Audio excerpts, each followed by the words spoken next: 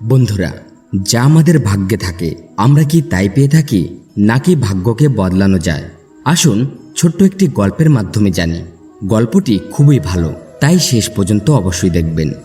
বন্ধুরা, এক সময় ভগবান শিব ও মা পার্বতী আকাশপথে কোথাও যাচ্ছিলেন। তখনই মা পার্বতীর নজর এক দরিদ্র পরিবারের দিকে পড়ে, যা দেখে মা পার্বতীর তাদের প্রতি দয়া হয়।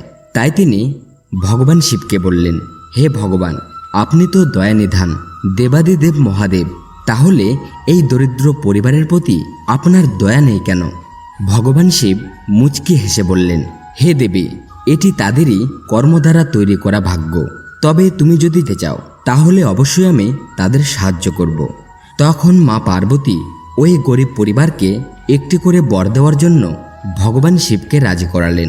এরপর মা পার্বতী ও ভগবান শিব সেই দরিদ্র পরিবারের সামনে উপস্থিত হন এবং তাদেরকে তাদের ইচ্ছা অনুযায়ী একটি করে বর চাইতে বললেন।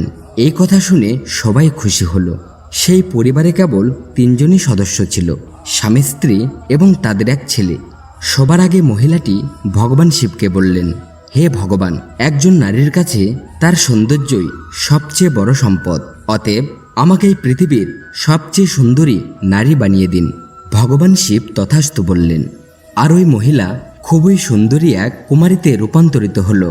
যখন ওই মহিলার স্বামী তার স্ত্রীকে এত সুন্দরী দেখল, তখন সে মনে মনে ভাবল, এই রূপ নিয়ে কোথাও সে আমাকেই না ছেড়ে চলে যায়। তাই তিনি ভাবলেন, কেননা আমি তাকে কুৎসিত রাক্ষসী হওয়ার বরদান চাই।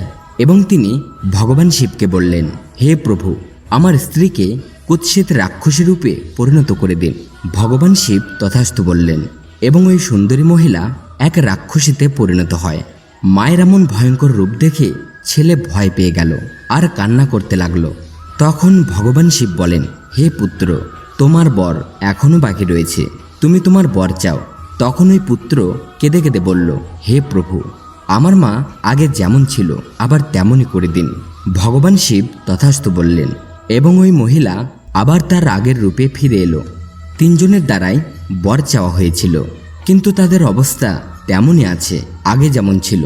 এরপর ভগবান শিব ও মা পার্বতী ফিরে যেতে লাগলেন। পথে ভগবান শিব মা পার্বতীকে বললেন, ইচ্ছা করলেও মানুষের ভাগ্য পরিবর্তন করা যায় না, কারণ মানুষ তার কর্মের মাধ্যমে তার ভাগ্য তৈরি করে। আর প্রত্যেককেই নিজ কৃতকর্মের ফল ভোগ করতে হয়, এই জন্মে না হলেও পরজন্মে। বন্ধুরা, আমাদের ভাগ্য আমাদের কর্মের দ্বারা নির্ধারিত হয়, এটা কখনো পরিবর্তন করা যায় না। যে যেমন কর্ম করে সে তেমন ফল অবশ্যই পায়। তো বন্ধুরা, আজকের জন্য এইটুকুই। আমরা আশা করি আমাদের দেওয়া তথ্যগুলো আপনাদের ভালো লেগেছে। ভালো লাগলে লাইক দিন এবং শেয়ার করুন, সাথেই চ্যানেলটি সাবস্ক্রাইব করতে ভুলবেন না। আর হ্যাঁ, কমেন্ট বক্সে পুরো শ্রদ্ধার সাথে লিখবেন, জয় শ্রীকৃষ্ণ।